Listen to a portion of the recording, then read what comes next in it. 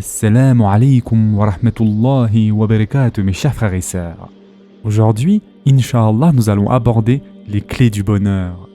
Malheureusement, dans notre société actuelle, la situation devient de pire en pire et le nombre de personnes en dépression augmente de jour en jour. Il y a ce malaise général dans notre société que tout le monde sait, mais que personne n'ose en parler.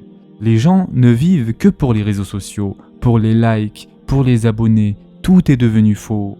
Ces soi-disant influenceurs vendent du rêve à nos chers frères et sœurs qui, par naïveté, croient à ce qu'ils voient sur Internet. Ils veulent eux aussi à leur tour faire la même chose, car ils pensent que le succès se trouve là-dedans. Les parents donc ont un rôle très important à jouer, et s'ils manquent à leurs responsabilités, les conséquences de cela seront très graves, que ce soit dans ce dunya, mais aussi dans l'akhira. Mes chers frères et sœurs en islam, le bonheur ne se trouve nullement dans les choses mondaines, et ceci, nous avons tendance à l'oublier rapidement. Et donc c'est pour cela que nous allons voir aujourd'hui, Inch'Allah, quelles sont les clés du bonheur, en commençant bien évidemment par la croyance et l'œuvre vertueuse. Mes chers frères et sœurs en islam, la croyance et l'œuvre vertueuse sont la base, le fondement et la plus importante des causes.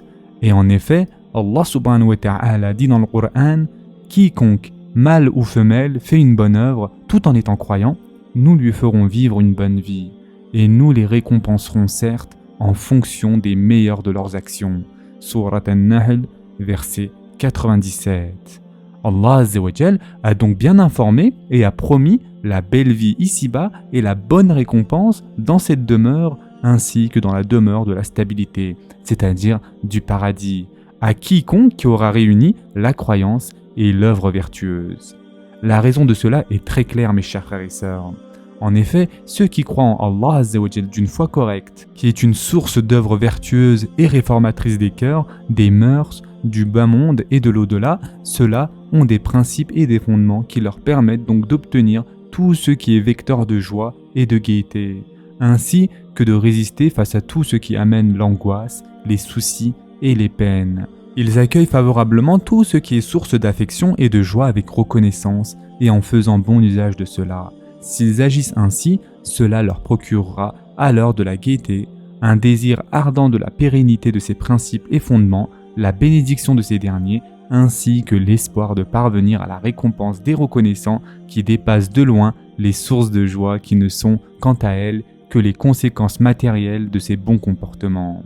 Mais aussi, ils accueillent les choses détestables, les préjudices, l'angoisse et l'amertume en y faisant face, en les amoindrissant comme ils le peuvent et grâce à la belle endurance lorsqu'il n'y a pas d'autre issue possible. C'est ainsi qu'ils auront comme fruit de leur récolte une résistance favorable, une expérience et une force, une endurance ainsi que l'espoir de la récompense et de la rétribution. Ces magnifiques qualités dissiperont toutes choses détestables qui seront remplacées par des sources de joie, de bon espoir, de même qu'une envie ardente de la grâce d'Allah et de sa rétribution. Et en effet, le prophète sallallahu alayhi wa sallam a dit « Comme est surprenante l'affaire du croyant. Certes, toute son affaire est un bien pour lui. Si une source de joie l'atteint, il est alors reconnaissant et cela est meilleur pour lui. Par contre, si une source de préjudice l'atteint, il est alors endurant et cela est meilleur pour lui. Cela ne peut parvenir à personne d'autre qu'aux croyants. » Et ce hadith a été rapporté par Muslim. Le prophète sallallahu alayhi wa sallam a donc bien informé que le croyant voit se multiplier trois choses, son butin, son bien et les fruits de ses œuvres dans toutes les bonnes choses et les choses détestables qui lui adviennent. C'est la raison pour laquelle on trouve deux individus touchés par une même calamité ou un même bonheur se distinguer nettement l'un de l'autre dans la manière de l'accueillir. La raison de cela provient des différences dans leurs croyances réciproques et dans leurs œuvres vertueuses. Celui qui s'approprie ces deux caractéristiques de la croyance et de l'œuvre vertueuse accueille le bien et le mal tel que nous l'avons évoqué avec reconnaissance, endurance et ce qui s'ensuit. Ainsi, d'une part, se produisent la joie et la gaieté, et d'autre part se dissipent les soucis, l'amertume, l'angoisse, le resserrement du cœur et le malheur de la vie. C'est ainsi que s'accomplit pleinement la bonne vie dans cette demeure mondaine. Quant à l'autre, celui qui ne croit pas et ne réalise pas d'œuvre vertueuse, il accueille tout ce qui est source de réjouissance avec insolence, arrogance et transgression. Il accueille ainsi tout ce qui est source de réjouissance de la même façon que l'animal, avec cupidité et frayeur. Malgré cela, il n'est pas tranquille dans son cœur. Plus que cela, il est tiraillé dans différentes directions. En effet, parce qu'il y a la crainte que ne disparaisse ce qu'il aime, il y a aussi la multiplication des choses qui s'opposent à ce qu'il aime et qui ont généralement lieu par la suite, et enfin, le fait que l'âme ne connaisse pas les limites, mais au contraire, elle ne cesse de désirer de nouvelles choses qui peuvent ou non se réaliser. Dans le cas où ses souhaits se réalisent, il est constamment angoissé par ce qui vient d'être cité. Il accueille les choses détestables avec angoisse, inquiétude, crainte et impatience, ne cherche même pas à essayer de comprendre la vie misérable qui est la sienne, ses maladies mentales et nerveuses, ainsi que la crainte qui peut l'amener aux plus mauvaises situations et aux pires gènes. En effet, il ne souhaite pas la récompense d'Allah Azzawajal, il ne possède pas l'endurance lui permettant de le consoler et de le soulager. Tout cela est visible par l'expérience. Voici donc un exemple de cette catégorie de personnes qui, si elle est observée et calquée sur les gens en général, alors une grande différence apparaîtra entre le croyant qui œuvre selon sa foi et celui qui en est dépourvu. La religion incite énormément à se contenter de ce que Allah Azzawajal octroie comme subsistance et de ce qu'il donne aux serviteurs de par sa grâce et sa générosité variée.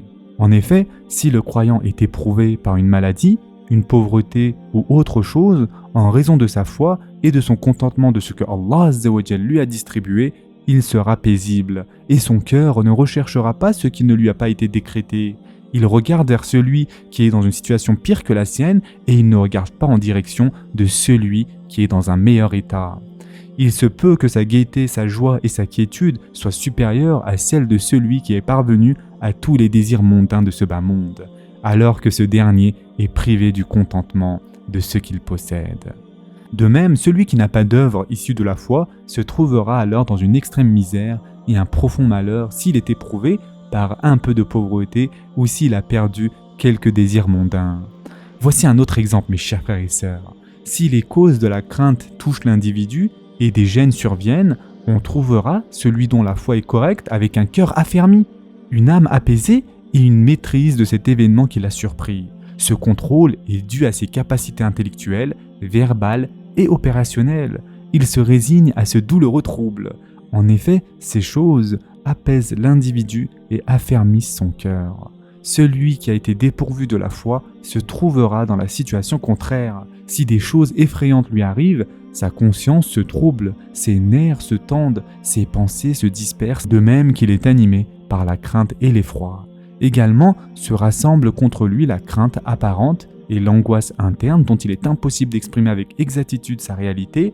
Si ce genre de personne ne bénéficie pas de certains moyens naturels l'aidant à maîtriser ses angoisses, alors ses forces s'effondrent et ses nerfs se radissent.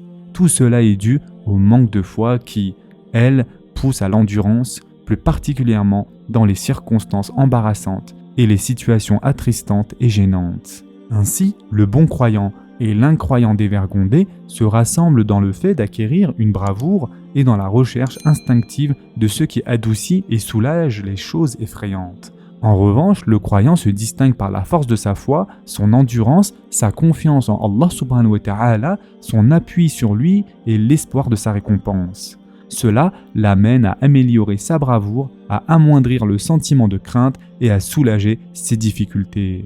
À ce sujet, Allah subhanahu wa ta'ala dit dans le Coran « Ne faiblissez pas dans la poursuite du peuple ennemi. Si vous souffrez, lui aussi souffre comme vous souffrez, tandis que vous espérez d'Allah ce qu'il n'espère pas. Allah est omniscient et sage. » Surat An-Nisa, verset 104. Les croyants obtiendront donc le soutien d'Allah Azzawajal, son aide particulière et son secours qui fera voler en éclats toute chose effrayante. Et enfin, pour terminer, Allah Azzawajal dit dans le Coran « Et obéissez à Allah et à son messager, et ne vous disputez pas, sinon vous fléchirez et perdrez votre force, et soyez endurants, car Allah est avec les endurants. » Surat Al-Anfal, verset 46. Ce sera tout pour aujourd'hui. En attendant, prenez soin de vous mes chers frères et sœurs, et à très prochainement, Inch'Allah.